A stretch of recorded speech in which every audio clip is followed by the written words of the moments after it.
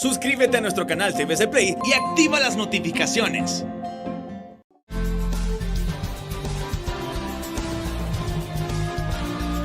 ...30-30, Edgardo Melgar en vivo comienza ya.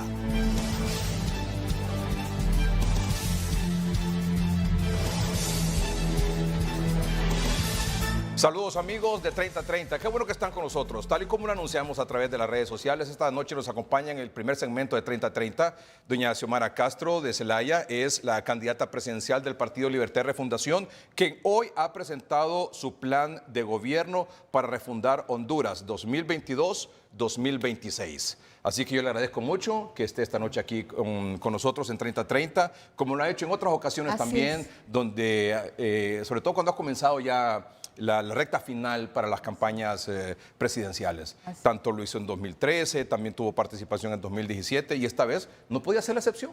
Así es. Muchas gracias. Y te agradezco mucho, Edgardo, por invitarme a tu programa. La verdad es que es importante hoy, en las condiciones en que está nuestro país, poder hablar con el pueblo, hablar especialmente con tu público, que un pueblo que está ansioso de saber cómo vamos a salir de las condiciones en que nos encontramos. Y lógico, estos espacios son importantes, especialmente para nosotros, porque nos permiten poder tocar los temas álgidos que hay en nuestro país, pero también el generar esa esperanza que hoy el pueblo está necesitando. Que no tiene. Exacto, que no tiene por la crisis en que hoy estamos viviendo. Pero estamos próximos a un proceso electoral y de la única manera que las condiciones de nuestro país puedan cambiar es cuando el pueblo tome decisión y asista a este proceso electoral y sea a través de su voto que logre a través de las propuestas y especialmente las propuestas que nosotros estamos haciendo para un cambio. La veo en su campaña. Sí. La veo, cuando me refiero a que la veo en su campaña, me refiero no solo a la presentación que hizo hoy, sino cuando está en el interior del país, en las caravanas, en las concentraciones que son pequeñas por las medidas de bioseguridad, que obviamente se tienen que mantener, no pueden ser aquellas concentraciones de los 90s, que eran multitudinarias, de los distintos partidos políticos, y también comenzando este nuevo siglo. El punto es que yo digo, ¿cómo hace doña Xiomara para estar ahí con sus seguidores, con la gente que quiere acercarse a usted? Veo que generalmente está siempre con su mascarilla por el tema de las medidas de bioseguridad, muy propia a usted en eso, pero la gente siempre quiere acercarse a usted. Sí. Y yo digo, hay un alto riesgo. Porque el COVID usted sabe cómo está. Tenemos al menos 4 variantes de preocupación que circulan en el país. ¿Cómo hace usted para lidiar con eso de las medidas de bioseguridad que nos recomiendan, el distanciamiento como estamos ahora mismo usted y yo aquí? Y sin embargo acercarse, la gente quiere abrazarla, quiere darle un beso, quiere acercarse con sus hijos, quieren tomarse una fotografía con usted. O sea, es una lucha esa, ¿verdad? Entre el acercamiento al cual usted estaba acostumbrada y la situación que nos imponen las circunstancias. Así es. Bueno, la verdad es que la pandemia nos ha cambiado la vida a todos en este país y en el mundo entero. Una pandemia que ha afectado de tal forma que se propaga tan rápidamente. En las elecciones primarias, que estábamos iniciando la apertura en el país, pues en realidad nos tocó como una forma de poder hacer la campaña a través de caravanas, ¿verdad? Entonces, la gente iba en sus carros y nosotros en el nuestro. Pero, ¿sabes cuál es el problema? Que la gente hoy está tan ávida. No sé si la palabra es de cariño, tan ávida de sentir que en realidad puede haber una esperanza y necesita ese abrazo. Necesita muchas veces el consuelo, porque cuando se acercan y nos abrazan, muchas veces miramos lágrimas en sus ojos y el abrazo es casi inevitable. Es como el decirles, aquí estoy. Entonces se vuelve muy difícil. Nosotros, claro, tratamos que las personas que estén cerca de nosotros, que tengan su mascarilla, que se protejan, que tengan que cumplan con los requisitos. Son difíciles, ¿verdad, doña Pero Xiomara? se vuelve muy difícil, se vuelve muy difícil. ¿Cómo estamos para las elecciones? ¿Está lista? ¿Va a ganar? Estamos listas. Estamos listas y preparadas. Vamos a ganar las elecciones. Siento que hay un pueblo convencido, un pueblo que en este momento, en las condiciones en que hoy nos encontramos, y que se vuelve, creo que con mucha más seguridad, que el pueblo tiene que esperar y ver quiénes son los que estamos participando y qué es lo que estamos proponiendo. Pero también tiene que ver el compromiso que cada uno de nosotros tenemos. Y en este caso, Edgardo, yo quisiera compartir contigo que yo tengo un compromiso muy grande con el pueblo hondureño. Un compromiso que sobrepasa a cualquier otra aspiración. Lo he demostrado en todo el trayecto de mi vida. En el 2013, pues iniciamos en un partido recién conformado, ganamos las elecciones, el fraude nos las arrebató. En el 2017, cuando el pueblo decía, bueno, nos hicieron fraude, entonces quiere decir que debemos de construir una alianza partidaria, porque en el 2013 fue una alianza con los sectores sociales. Entonces construyamos una alianza partidaria. Y era esa voz que la escuchabas tú en cada rincón del país, cada vez que llegabas a algún lugar te decían, mire, si no nos unimos los partidos, no vamos a poder vencer. Y fíjate bien, no al Partido Nacional como partido porque se pretenda pensar que es un partido grande. Es vencer el fraude. Ese fraude que producen y que provocan para mantenerse en el poder. Y construimos una alianza. Y en ese momento, donde era una demanda del pueblo, donde el pueblo decía alianza. Y nos sentamos en aquel entonces con Salvador como PAC, con el Pino, con Guillermo Valle, y vimos la posibilidad de construir una alianza, pero también darme cuenta que no iban a ceder para respaldarme a mí. Mi compromiso con el país era ceder lo más preciado que puede alguien recibir de un pueblo y de un partido que te cede con su voto, con su respaldo, una candidatura a la presidencia de la República. Y en aquel momento me despojé de ese bien tan preciado para construir esa alianza. Bueno, quedamos con un sinsabor en nosotros, en nuestro pueblo, porque prácticamente la lucha que estábamos haciendo para hacer que se respetara la voluntad del pueblo en las calles, prácticamente nos dejaron abandonados. Salvador dijo, mi papel aquí en esto ya terminó. En este momento, nuevamente, volvemos a participar. Y estoy totalmente convencida con este respaldo que hemos recibido y ese compromiso que hemos ido adquiriendo con el tiempo.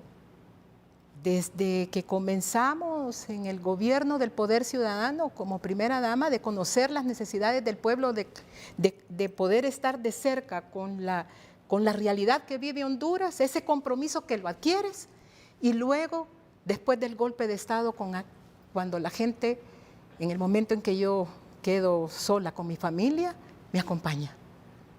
y empezamos a luchar por el retorno a la democracia. Comenzamos a luchar por el respeto a los derechos humanos. Comenzamos a luchar por recuperar los bienes más preciados que como hondureños y hondureñas tenemos, que es la libertad, la justicia, la paz. Y hoy, mira, 12 años y seguimos en esta lucha.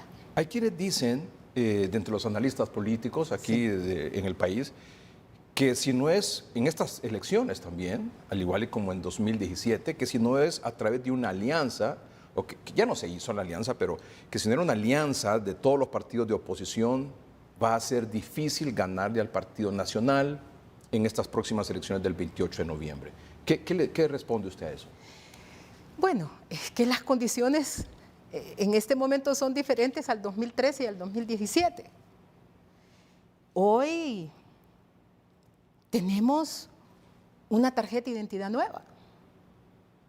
Hoy tenemos un censo nuevo.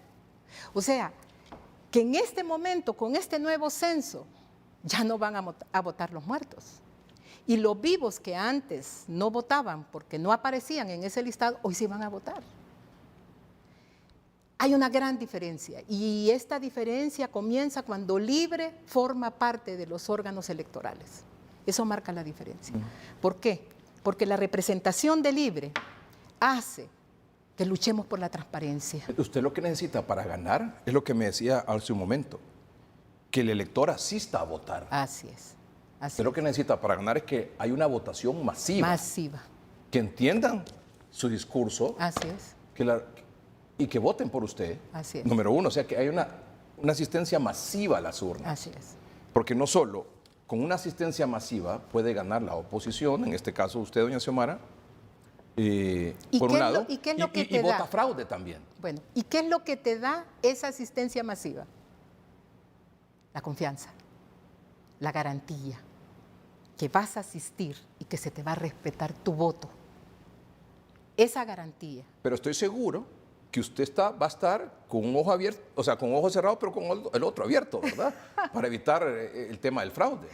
Indistintamente de que tengamos un nuevo censo y que tengamos una nueva tarjeta de identidad, porque ahí he escuchado de que están queriendo decir también, no sé si usted está de acuerdo con eso, que igual se pueda votar con la nueva que con la vieja. Sí, imagínese.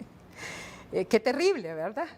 Mire, nosotros no podemos dudar que los juanorlandistas están tratando de evitar y desacreditar el proceso electoral. Empecemos por ahí. ¿Por qué? Porque ellos ya se dieron cuenta que van para afuera. Ellos ya se dieron cuenta que estamos hartos, que el pueblo está harto de vivir como estamos viviendo en este momento y que definitivamente tienen que hacer algo para mantenerse en el poder. Y si no, miremos lo que ha pasado, pues. Imagínense que en el 2013 firmamos un acuerdo con Naciones Unidas cuando fuimos candidatos, y yo fui candidata, de que en ese año que se iba a iniciar, el presidente o la presidenta que asumiera el poder iba a comprometerse para aprobar una nueva ley electoral. ¿Y cuántos años han pasado desde entonces? Entonces, ahora, ¿qué es lo que vimos? Una ley electoral que fue aprobada un día antes de la convocatoria a las elecciones. Todo el atraso que se le dio fue manipulado. Después era la dilatoria para la aprobación del presupuesto que significaba los instrumentos que iban a servir para poder cumplir con ese plan, con esa ley electoral. ¿Cuánto tiempo se tardaron en aprobarlo? Creo que 45 días para hacerlo. Y lo aprueban, pero toman la decisión de que esos fondos van a ser manejados por el mismo dictador. ¿Qué quiere decir eso? Que ellos están tratando de ir poniendo obstáculos para poder detener el proceso electoral. Pero elecciones van a haber. Elecciones van a haber, yo tengo la confianza, y se lo digo así claramente, Edgar. Yo tengo la confianza, en primer lugar, en la comisionada Rixi Moncada. que es una mujer de la cual yo me siento orgullosa, de ver su actuar, de ver la transparencia, el carácter que ella tiene para luchar por la transparencia de este proceso electoral. Y yo siento como que ella en sus participaciones, en sus palabras, está hablando por el pueblo. Igual también he admirado la participación de Ana Paola Hall, que también como mujer ha adoptado una posición muy firme. Y eso nos da confianza. Nos da confianza porque ellas mismas están denunciando cuáles son los atropellos y cuáles son los contratiempos que se están dando para que el proceso electoral se lleve a cabo con transparencia. Mencionó usted a Salvador Narral hace unos minutos y lo he visto, usted también lo ha visto, seguramente lo ha escuchado, que en reiteradas ocasiones su discurso más reciente es libre, Partido Nacional, Partido Liberal son lo mismo. Yo soy la diferencia. ¿Qué responde usted ante eso? Bueno, había que esperar qué dice mañana, porque hoy dice una cosa y mañana dice otra. Entonces, no sé, había que ver cuáles son las posiciones que él tiene. Mire, yo le voy a decir algo. Aquí sí hay una diferencia. Y esa diferencia el pueblo tiene que entenderla. Porque son dos propuestas. Las propuestas que está presentando unos candidatos que dice que es diferente, pero que representa el oficialismo. La propuesta que está presentando también los que se llaman oposición, pero que defienden lo que hoy el statu quo, defienden que no debe de haber cambios en nuestro país, que están proponiendo seguir haciendo más de lo mismo, poniendo parchos, igual como se han venido haciendo en estos últimos 12 años, y ya sabemos que los resultados siempre van a ser los mismos. Y la propuesta que nosotros estamos haciendo.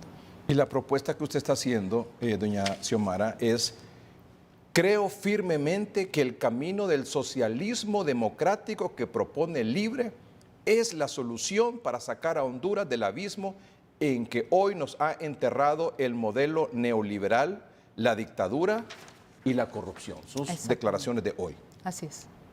Esa es la verdad. Cuando se hace referencia al socialismo democrático, la gente piensa en Cuba, piensa en Venezuela, piensa en Nicaragua. Usted lo sabe, doña Xiomara, que es así. Sí. No puede ser de otra manera. Sí. Y dice, ¿vamos a estar nosotros en una situación igual a Venezuela, Nicaragua, Cuba, por ejemplo? Mire, yo creo que tenemos que definir primero en cómo estamos. Nosotros en este momento tenemos una crisis muy grande. Es una crisis estructural y tenemos una crisis humana en nuestro país. Y definitivamente, Edgardo, yo creo que nadie puede desconocer lo que hoy vive el pueblo hondureño. Yo no sé qué sientes tú cuando ves las caravanas donde sale nuestra gente a buscar soluciones para su vida. Yo no sé cuál es tu sentimiento. Es cierto que siempre han habido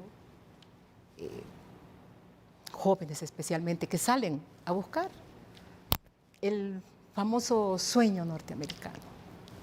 Pero en este momento no está sucediendo eso. En este momento lo que está sucediendo es que nuestra gente, nuestro pueblo está saliendo de nuestro país, huyendo, porque este modelo que se está implementando en nuestro país, que se ha implementado, no le da las respuestas que ellos necesitan. Y yo te lo digo como madre, yo siento el dolor que es de ver cómo muchas mujeres ya no salen solas, salen con su familia y con sus hijos, arriesgando el todo, exponiéndose a maltratos, a violaciones, exponiéndose también al desprecio, a ese desprecio que te da el no tener el arraigo de tu patria, el de no estar en tu país, el desprecio, la discriminación que se vive cuando se sale de Honduras. Y se van, y tú estás en un medio, en este medio, que han entrevistado especialmente a esas personas que están viajando, ¿qué es lo que dicen? Estamos viajando por la inseguridad. Estamos viajando porque no tenemos respuestas para empleo, porque no tenemos salud, porque no tenemos educación. ¿Y tú crees que a esa gente no le duele irse de este país? Claro que le duele. Claro que le duele. Ellos quisieran quedarse. O vas a aldeas donde no hay jóvenes, donde lo que encontrás ahí son abuelos y abuelas que están cuidando a sus nietos pequeños. Entonces, ¿qué quiere decir? Que este es un modelo que excluye, que este es un modelo que explota, que expulsa a los hondureños y a las hondureñas, y que es un modelo que no le está dando las respuestas que el pueblo necesita. Hoy nosotros estamos planteando un modelo diferente, que no se copia a ningún otro modelo de otro país. Un modelo que debe de estar hecho a la medida del pueblo hondureño. Un modelo que para nosotros signifique el poderle dar a un niño, a una niña, la oportunidad de tener una educación, al igual que el resto, de calidad. Si me preguntas qué es socialismo democrático, eso es. El hecho es que una mujer que hace el mismo trabajo que un hombre tenga el derecho de tener el mismo salario. Es que aquella persona que tiene la oportunidad de poder trabajar, que en realidad sirva para que este Estado genere esas condiciones para el bien y poder salir de las condiciones en que se encuentra, para tener bienestar. O sea, la misma Constitución te lo dice. Entonces, ¿qué quiere decir? Que para nosotros el fin primordial es el ser humano y que todo lo demás gire alrededor de él. Tenemos que ir a una pausa comercial. Claro. Y quiero dejarle dos preguntas en el aire. La primera es, ¿cuál sería, si usted lo tenía definida, la primera medida que usted adoptaría una vez con la banda presidencial? Y lo otro, para unos hay reelección presidencial, para otros no hay reelección presidencial actualmente en Honduras. Yo quiero saber cuál es su posición al respecto. Muy bien. Y que de usted ganar las elecciones el 28 de noviembre, ¿usted se plantearía una reelección presidencial? Ya regresamos.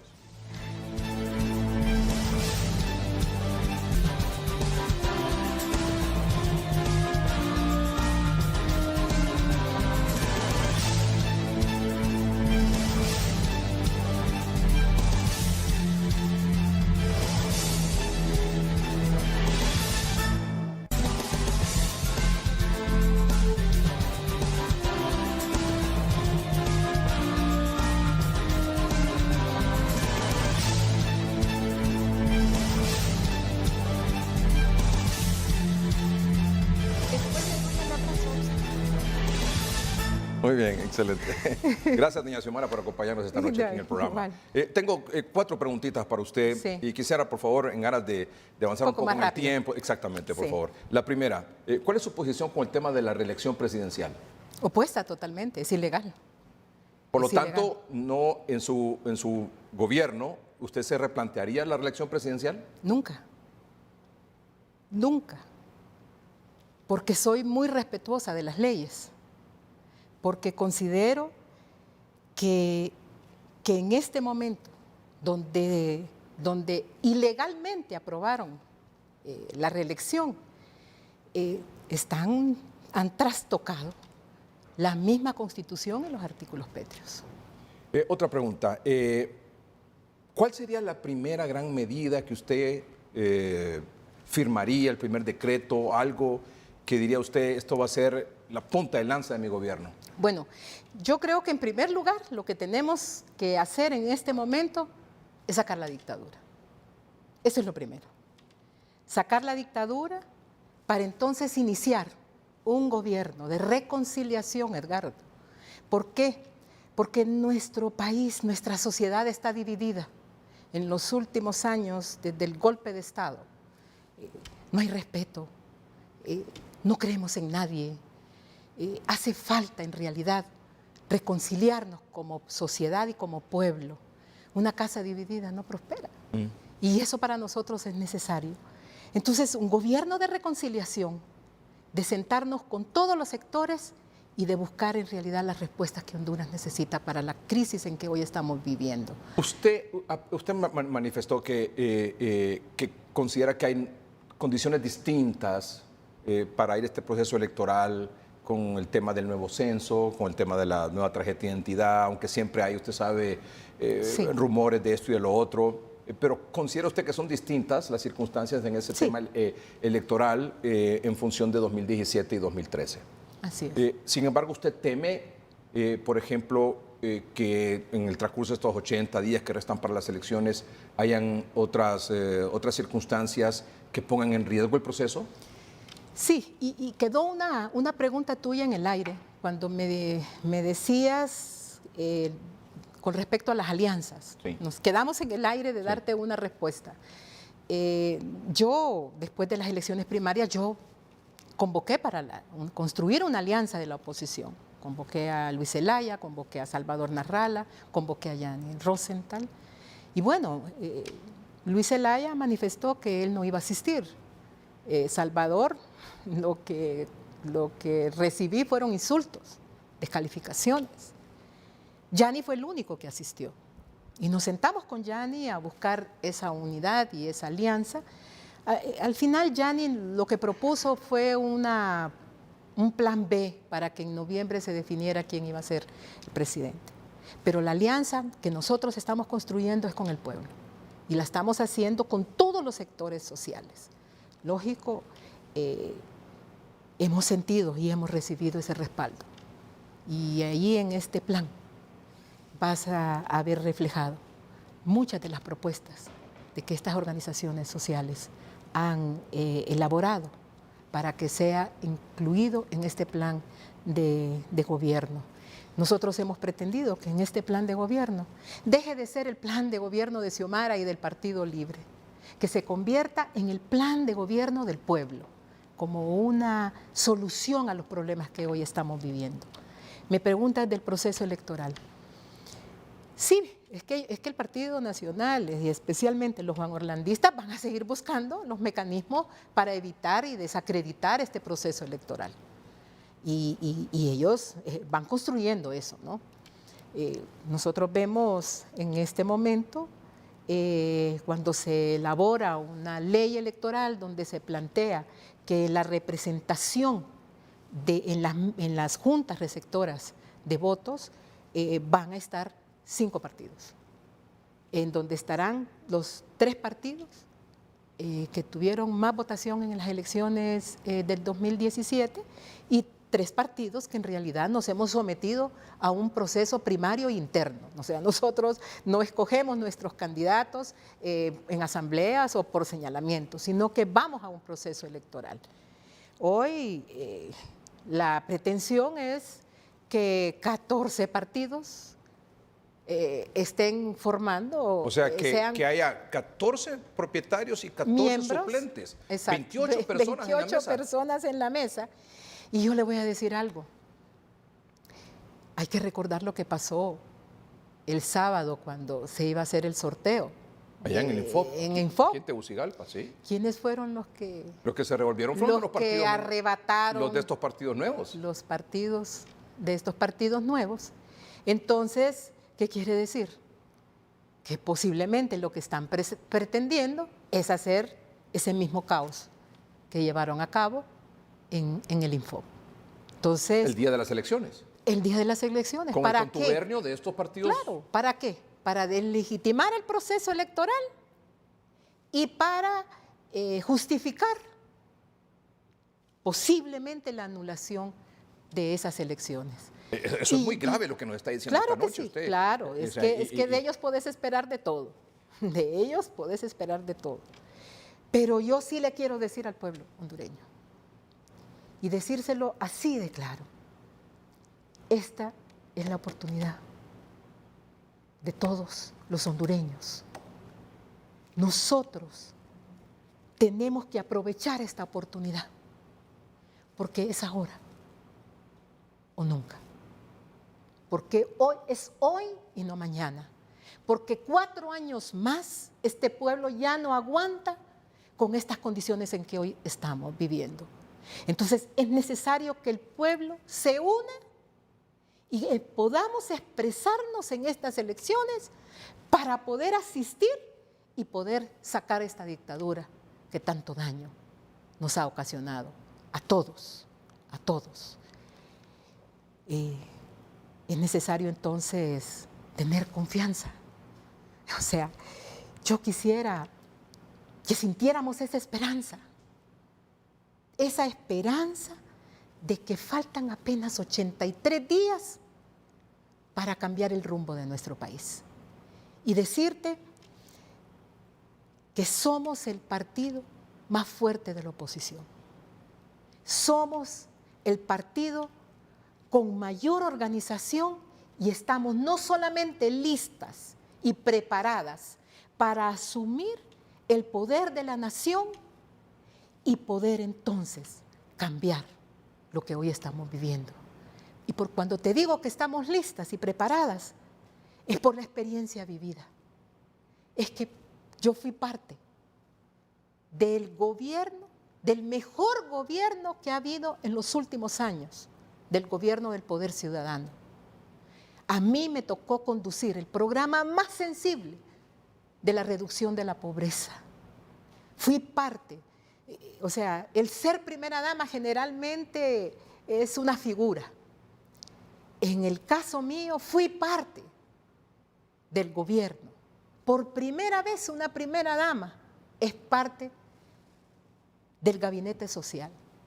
Y nosotros estuvimos ahí, coordinando todas las acciones.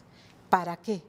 Para darle respuestas a la pobreza, donde se logró tener crecimiento económico como nunca en la historia de nuestro país, donde se logró la reducción de los precios de los combustibles, donde había un precio justo de un salario mínimo acorde a la canasta básica, donde teníamos la oportunidad y la empresa privada tenía la oportunidad de poder crecer. Había justicia social, porque llegabas a las casas y encontrabas que esas familias, cuando llegaban con su recibo de energía eléctrica, llegaban a un banco a pagar ese recibo, les devolvían 80 lempiras.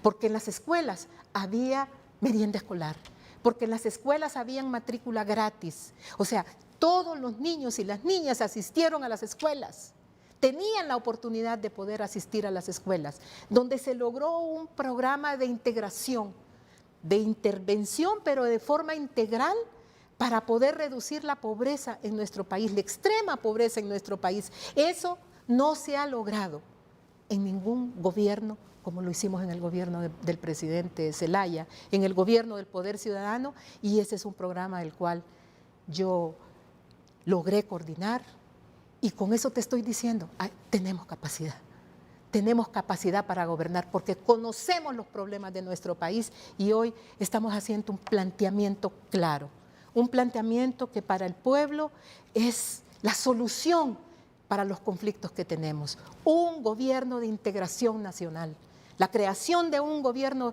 de integración donde participemos todos, donde comencemos por la construcción de un Estado de Derecho, de una verdadera democracia, de una democracia participativa, Edgardo, que se nos consulte, que seamos parte de este desarrollo que el país necesita. ¿Por qué? Porque yo sí confío en la sabiduría del pueblo.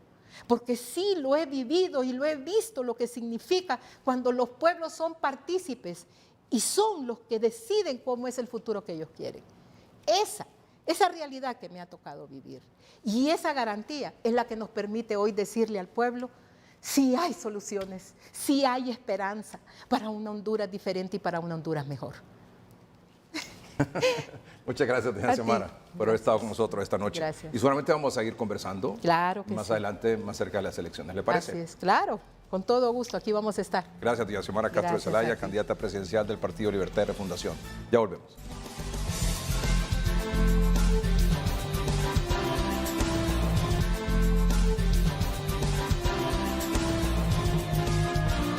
Don Julio Raudales es economista, expresidente del Colegio de Economistas de Honduras, actualmente es vicerrector académico de Asuntos Internacionales. De Relaciones Internacionales. De Relaciones Internacionales de la Universidad Nacional Autónoma de Honduras.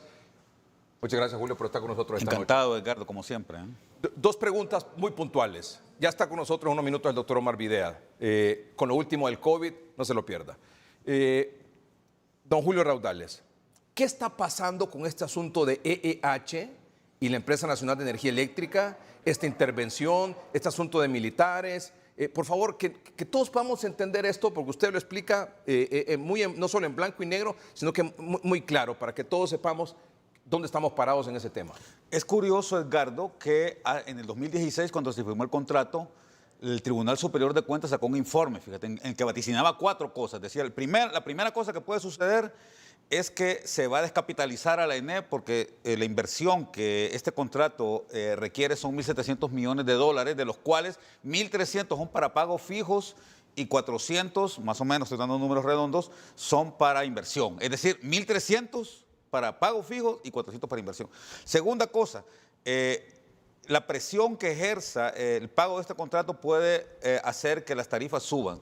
Tercera cosa, esto puede generar un conflicto que va a hacer que el pueblo hondureño tenga que pagar una gran cantidad de dinero. Eso es lo que más o menos se está cumpliendo. Prácticamente estos 3 vaticinios que hizo el Tribunal Superior de Cuentas allá en el año 2016, cuando se acababa de firmar el contrato, pues se están cumpliendo.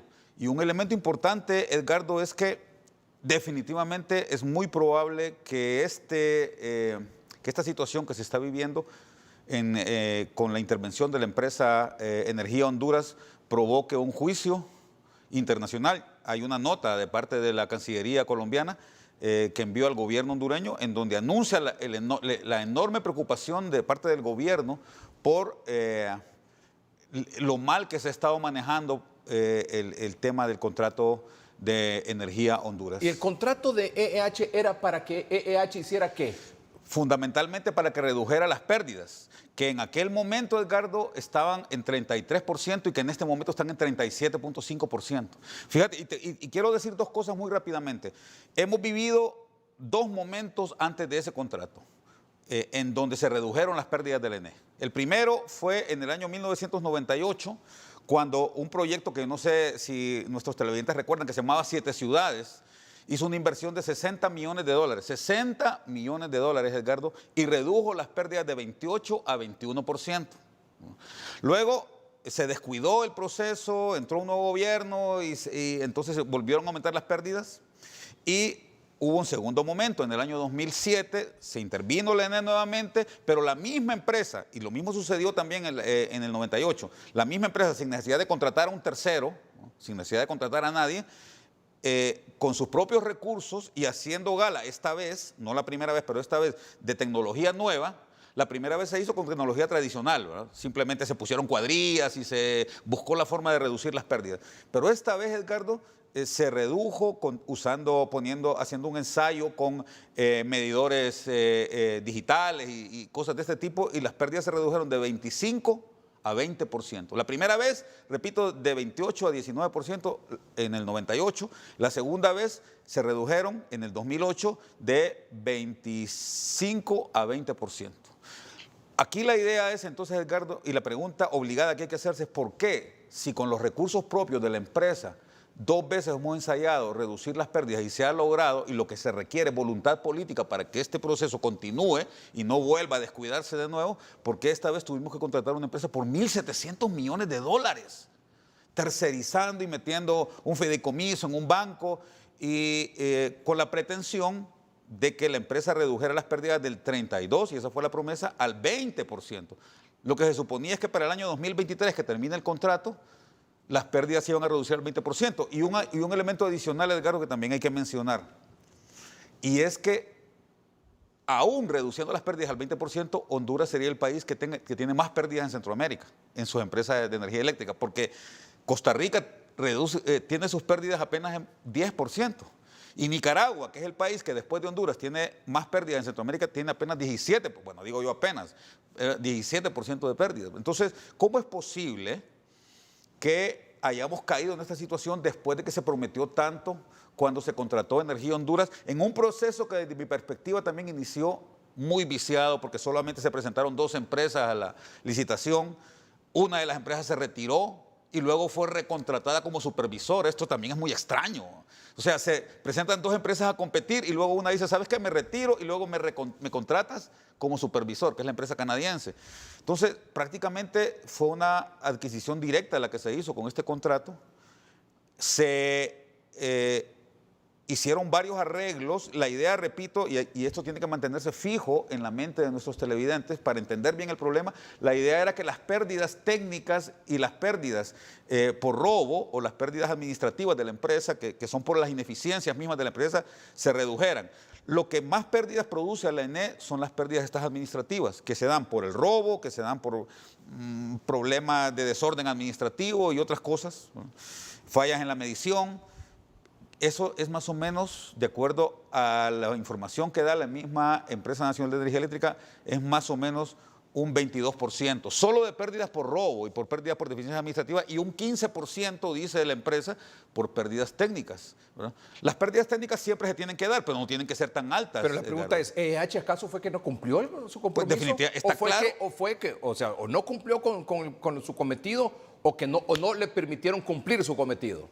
Bueno, las dos partes dicen una y otra cosa, ¿verdad? Es decir, el gobierno alega que la EH no cumplió y EH alega que el gobierno no le cumplió. Y ojo, hay que decir algunos elementos en este sentido, Edgardo. Primero, es cierto, y vos que llevas noticias lo sabes, que por ejemplo los técnicos de la EH entraban a hacer algunos cortes o a realizar revisiones en medidores, les incendiaban los carros, por ejemplo, en un barrio marginal. Eso sucedía. Entonces la empresa pedía al gobierno que por favor siempre fueran acompañados por una patrulla para evitar que sucedieran estas cosas, y el gobierno, dicen ellos, no cumplió, ¿verdad? Otra cosa que tampoco, digamos, eso no fue algo que estuviera en las manos de todos, pero definitivamente el año pasado, hay que recordar, Edgardo, el gobierno decretó que a nadie se le cortara la luz.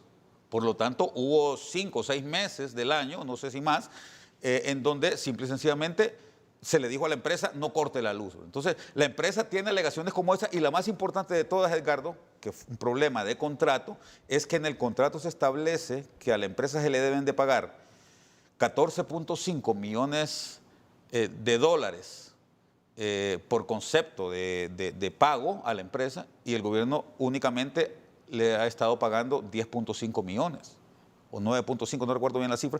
Entonces, la empresa alega que el gobierno no lo ha estado cumpliendo y que por eso ellos no han podido cumplir. Y ahora, ¿esta intervención implica que la EH va a demandar al Estado de Honduras? Pues es casi seguro, ¿verdad? ¿Y quién va a pagar esa Pues demanda? la va a pagar vos, la voy a pagar yo, y la van a pagar todos los televidentes que nos están viendo ahora en su factura cuando pues el gobierno tenga que hacerse cargo de estos 800 millones de dólares. Y una cosa que hacía referencia el licenciado Raudales es esta nota que ahí me llena de, no sé, vergüenza, podríamos decir, preocupación. Yo lo que creo es que el gobierno de Colombia está haciendo lo que tiene que hacer, ¿no? Sí, pero lo que quiero decir es que esto ya lo conoce el mundo. Correcto. O sea, esto lo conoce el mundo. Esta es una nota de la Cancillería colombiana al gobierno de Honduras. Y ahí subrayado, entre otras cosas, dice que manifiesta su más profunda preocupación por la intervención de que ha sido objeto la empresa de energía de Honduras, SADCB, que no encuentra explicación a la actuación de la Superintendencia de Alianzas Público-Privadas de Honduras, entidad que adelanta la referida intervención con la participación de miembros del Ejército. Y este párrafo también sumamente importante, que está subrayado todo en amarillo. Este ministerio considera que tales actuaciones minan la confianza respecto a la seguridad jurídica para los inversionistas extranjeros en Honduras y va en contravía con los esfuerzos adelantados por nuestros gobiernos para incrementar el clima de comercio e inversión entre los dos países. Extraña además que en un procedimiento administrativo hubiese estado acompañado con un dispositivo de la fuerza pública. Es decir, aquí yo no estoy ni defendiendo una ni defendiendo otra, lo que estoy diciendo es algo se está haciendo mal. Que se ve feo, eso es lo que estás diciendo. Definitivamente. Se ve horrible, ¿verdad? Claro. Y definitivamente la imagen de Honduras, que de por sí no es buena ya en el exterior, está siendo manchada. Edgardo, entre el 2016 y el 2020, según el Foro Económico Mundial, Honduras bajó 22 puntos en el ranking de competitividad global. Y lo que más me preocupa de todo esto es que el rumor, yo no sé si será cierto, tal vez usted tiene mejor información, licenciado Raudales, es de que le quitan este contrato a EH para dárselo a otra empresa local. Bueno, eso todavía sigue siendo un rumor y yo creo que no sería conveniente especular esto. Acá... No, pero sí ponerlo como un escenario probable. Es correcto. Mira, acá hay tres escenarios, Edgardo, ¿no? Y hay que ver, en estos próximos días vamos a saber cuál de ellos es el que se cumple. El primero es que la empresa es intervenida y en efecto los resultados de la intervención son inapelables y la empresa tiene que decir, tienen razón, yo fallé y punto y aparte. Olvidémonos del asunto, rescindamos el contrato, yo no cumplí, ¿verdad?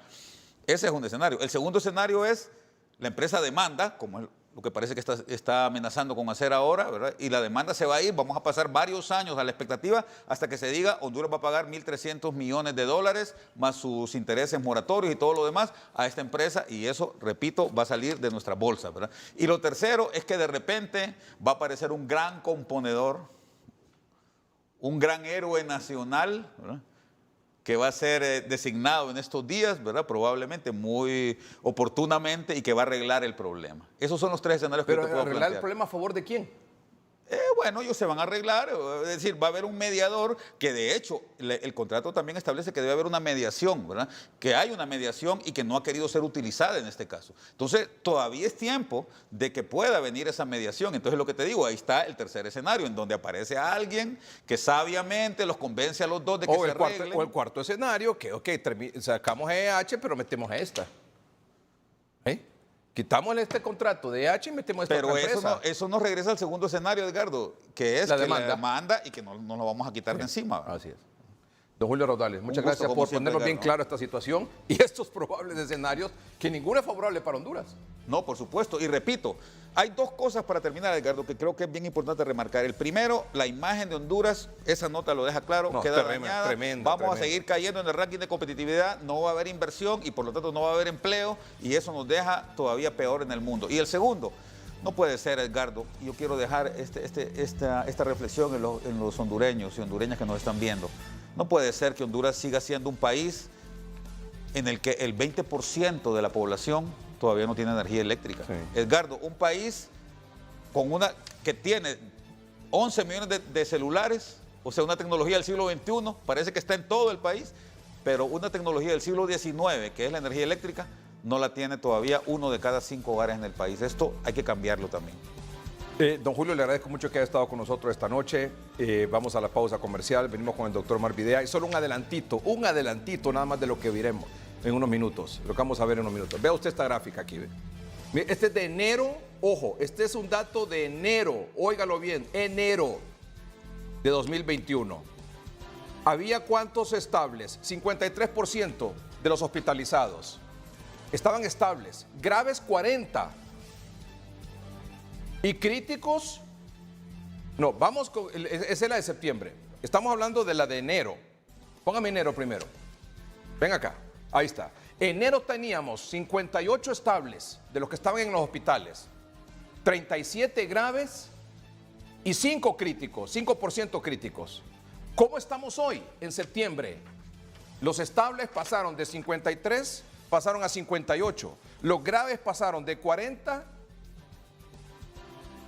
De 37 pasaron a 40.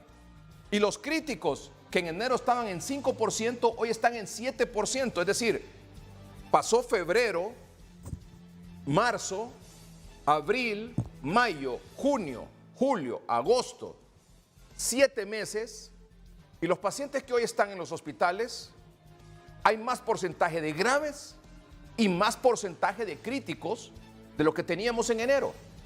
¿Por qué? ¿Por qué? Vamos a la pausa comercial y regresamos.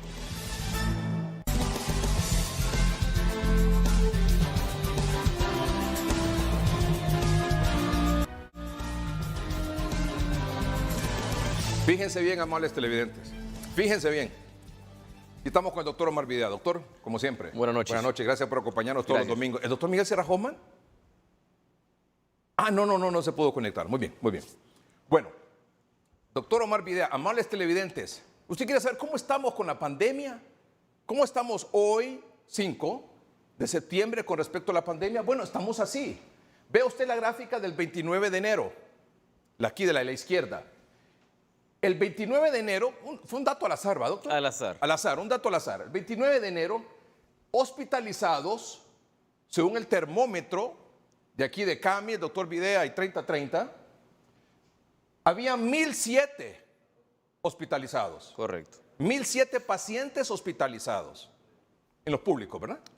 En la sumatoria, en el reporte que hace, se suma Seguro Social y los hospitales públicos. Muy bien. 58% estaban estables, Estables. graves el 37% y críticos el 5%. Eso en enero. 7 meses después, en septiembre, al 3 de septiembre es este El último dato. reporte El último reporte es del día viernes. día viernes, porque no hay sábado ni domingo No. reporte, sino que esta mañana lunes dan el de los 3 días, sábado, domingo y lunes. De 1,007 pasa a 1,316, doctor. Sí. O sea, Tiene el hay más incremento. pacientes en los hospitales. Hay más pacientes en los hospitales. Muy bien. No, muy mal, quiero decir, perdón, muy mal. Y luego, en los estables teníamos 58, baja 53. Pero ¿cuál es el problema? Miren los graves, estaban a 37, hoy están a 40% de los hospitalizados están graves. Y el 5% estaban en condición crítica en enero y en septiembre el 7%. ¿Por qué, doctor? Porque tenemos un virus que ha presentado nuevas variantes y que se vuelve mucho más agresivo, en primer lugar. La transformación que el virus está teniendo nos está dando esos escenarios. Nos está dando escenarios en los cuales estamos viendo que la población desde los primeros días llega a un estado complicado.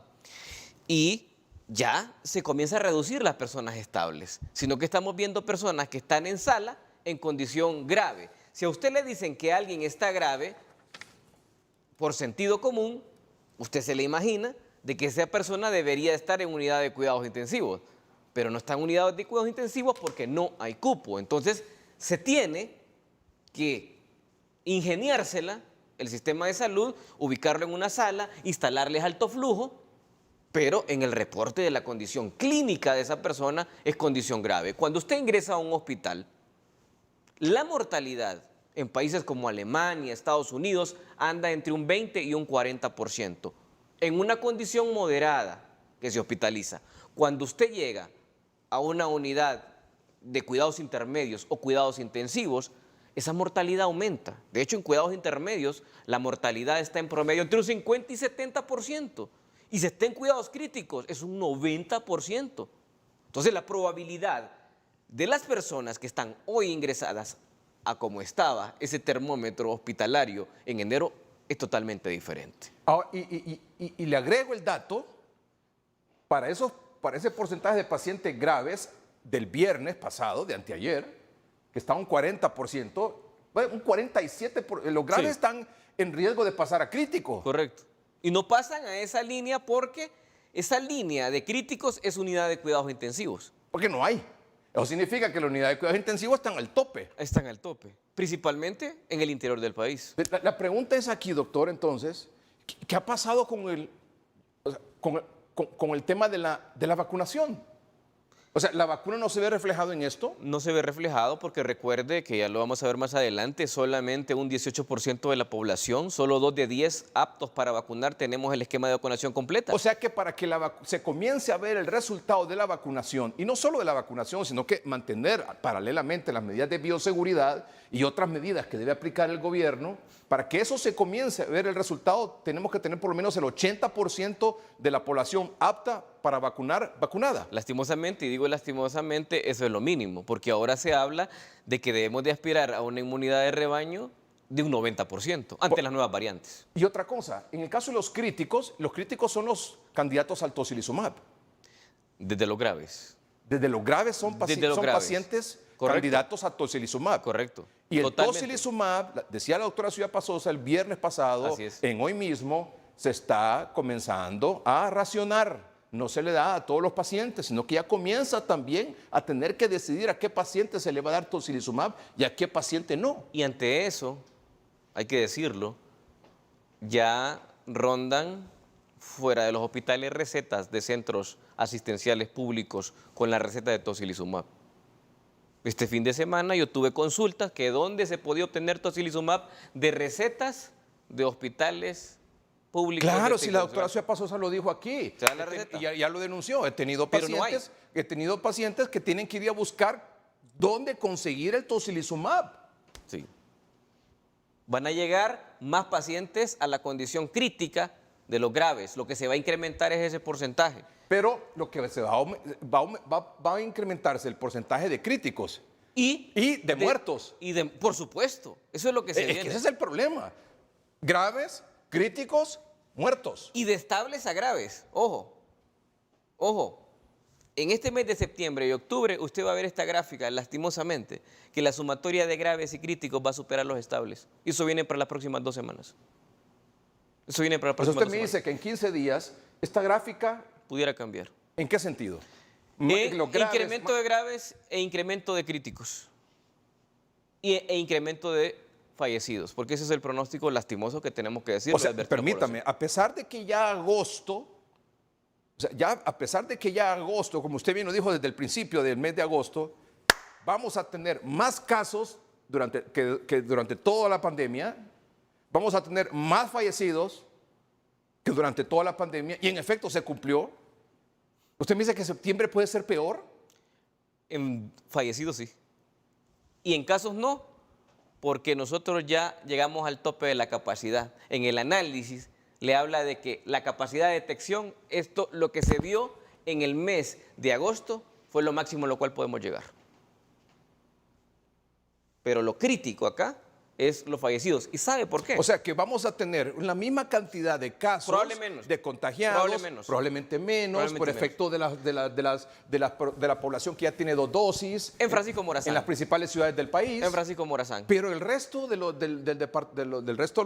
los departamentos no tienen esa No. ventaja. Por eso se ve el crecimiento ya. Principalmente en el Y además que departamento no de Cortés. tienen la ventaja de la vacunación con 2 dosis, tampoco tienen la ventaja de tener los hospitales ahí listos, prestos para atenderles en el momento que requieran y de acuerdo a las necesidades que tengan. No hay contención en el interior comunitaria y no hay contención hospitalaria, que mucho ojo con eso. La contención hospitalaria le permite albergar a esta persona, darle un espacio, darle una oportunidad para recibir un tratamiento. Entonces me dice usted que en septiembre el pronóstico es que es muy probable que bajen los casos, los contagiados, Los contagiados. pero van a aumentar los graves, críticos y fallecidos. Sí. Eso es lo que se viene, lastimosamente. Vamos a un corte comercial, ya volvemos.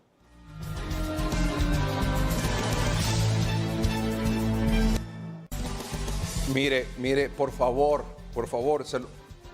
se lo suplicamos aquí junto con el doctor Videa. Cuídese mucho y cuide a su familia. Esté usted vacunado con 2 dosis o con 3 dosis, por favor, porque ya hay quienes se aplicaron la dosis de refuerzo, que ya debería comenzarse a aplicar aquí en Honduras a las personas de la tercera edad y del personal de salud, ¿sí o no, doctor? Sí, que ya en este mes de Mire, septiembre se ayer cumplió los se 6 murió meses. un doctor que tenía las 2 dosis, el doctor apellido Reyes. Así es. Tenía las 2 dosis de Pfizer y se murió. Sí.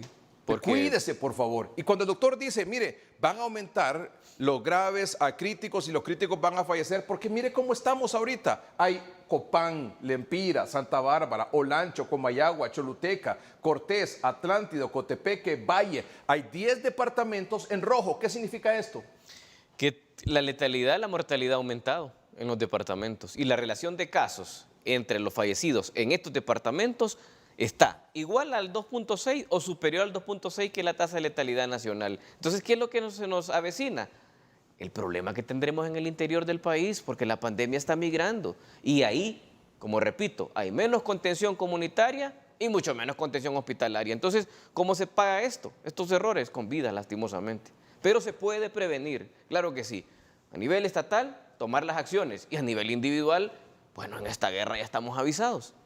El otro tema, el vacunómetro en Honduras. Vamos con dosis de vacunas recibidas, por favor. Vacunómetro Honduras, que es exclusivo de hoy mismo, 30-30, y de CAMI, doctor Videa. Vacunómetro en Honduras.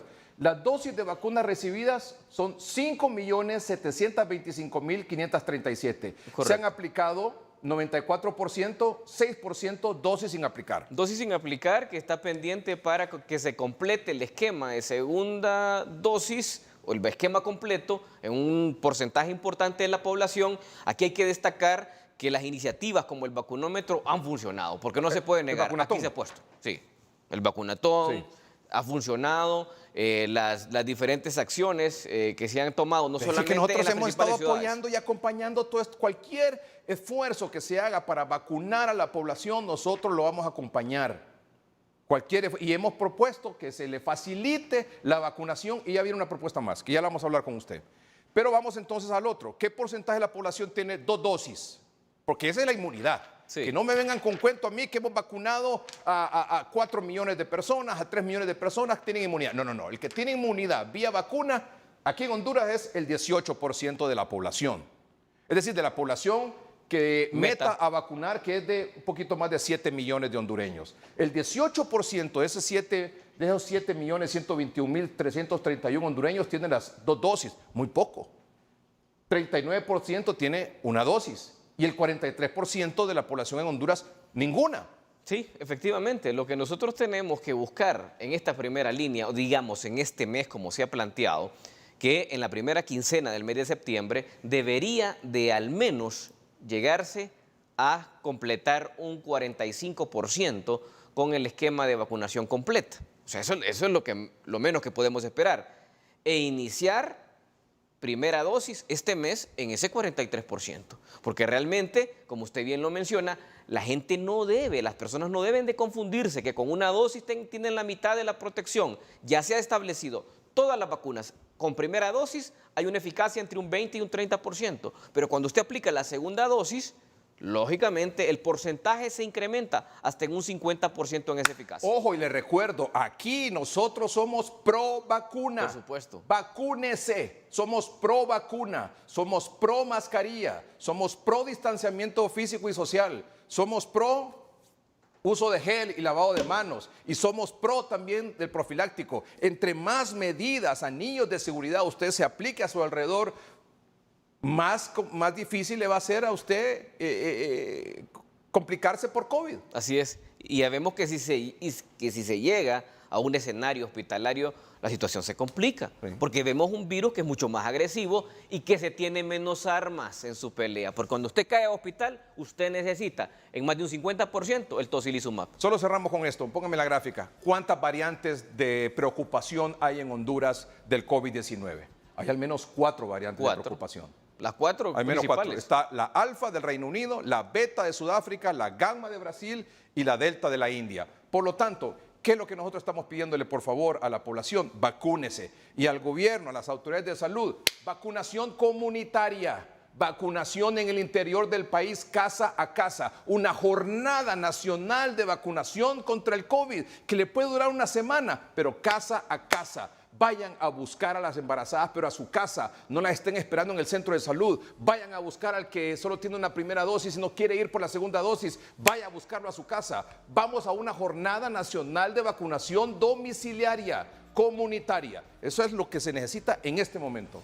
Indiscutiblemente, en este momento no podemos quedarnos atrás a la saga en este combate. Y la vacunación es una buena alternativa que se debe de buscar en jornadas de vacunación domiciliarias, comunitarias, para llegar a las personas más vulnerables y poder proteger a los que no se pueden vacunar, que son los menores. A través de la vacunación nuestra, de los mayores de 12 años, protegemos a esa población infantil que no tiene forma de vacunarse, porque la vacuna todavía no está al alcance para ellos.